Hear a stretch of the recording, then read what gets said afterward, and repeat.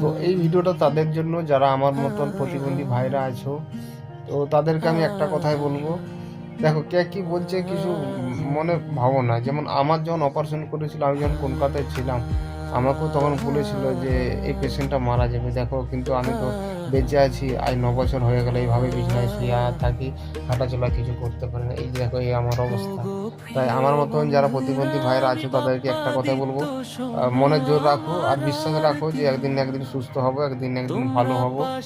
আমার বিশ্বাস, ওই বিশ্বাসে তুমি অবশ্যই সুস্থ হতে পারবে, উঠে দাঁড়াতে পারবে।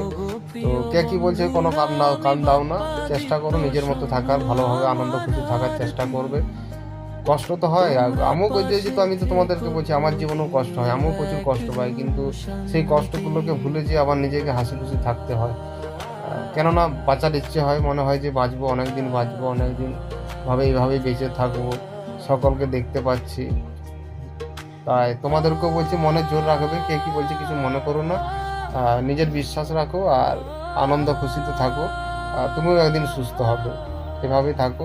আর নিয়মিত ব্যায়াম করবে, শরীরচর্চা করবে, আর মনের জোর রাখবে, মনে সাহস রাখবে, সুস্থ অবশ্যই হবে, একদিন না একদিন সুস্থ হবে।